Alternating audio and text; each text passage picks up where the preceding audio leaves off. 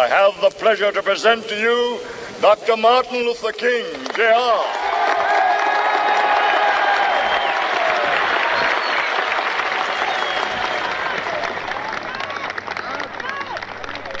I am happy to join with you today in what will go down in history as the greatest demonstration for freedom in the history of our nation.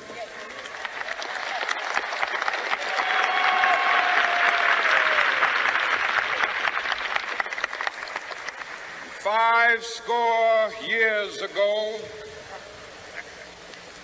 a great American in whose symbolic shadow we stand today signed the Emancipation Proclamation.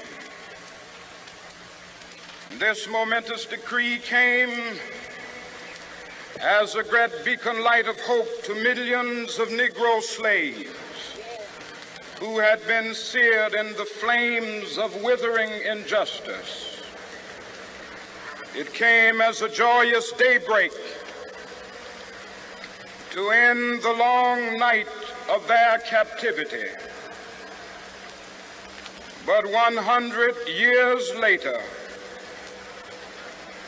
the Negro still is not free. 100 years later,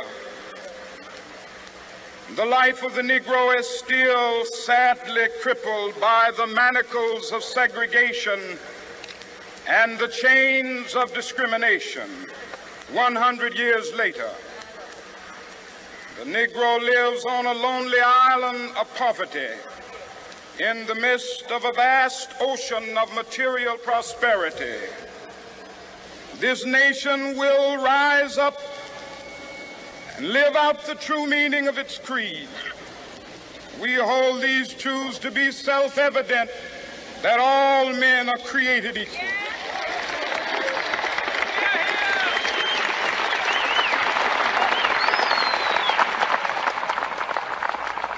I have a dream that one day on the red hills of Georgia, the sons of former slaves and the sons of former slave owners will be able to sit down together at the table of brotherhood. I have a dream that one day,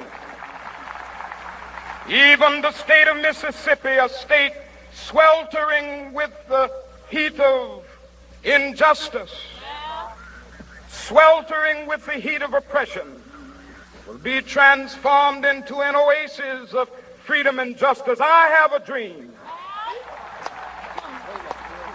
that my 4 little children will one day live in a nation where they will not be judged by the color of their skin, but by the content of their character. I have a dream today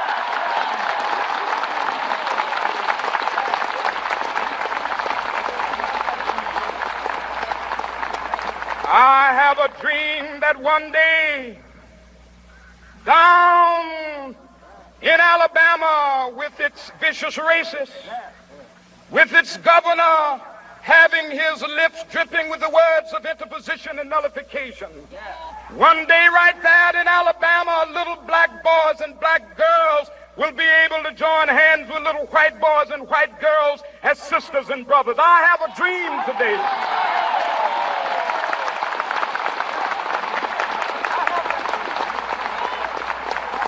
I have a dream that one day every valley shall be exalted, and every hill and mountain shall be made low. The rough places will be made plain, and the crooked places will be made straight, and the glory of the Lord shall be revealed, and all flesh shall see it together. This is our hope. This is a faith that I go back to the South with. With this faith, we will be able to hew out of the mountain of despair a stone of hope. With this faith, we will be able to transform the jangling discords of our nation into a beautiful symphony of brotherhood. With this faith, we will be able to work together, to pray together, to struggle together, to go to jail together, to stand up for freedom together, knowing that we will be free one day. And this will be the day when all of God's children will be able to sing with new meaning, my country, tears of thee. Sweet land of liberty, of thee I sing.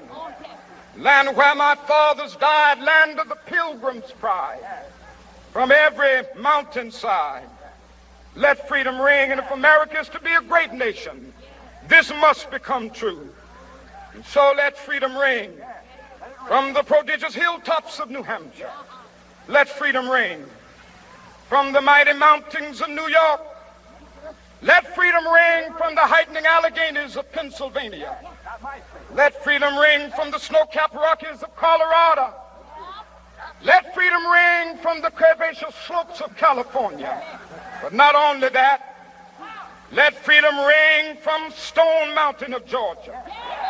Let freedom ring from Lookout Mountain of Tennessee. Let freedom ring from every hill and molehill of Mississippi, from every mountainside. Let freedom ring. And when this happens,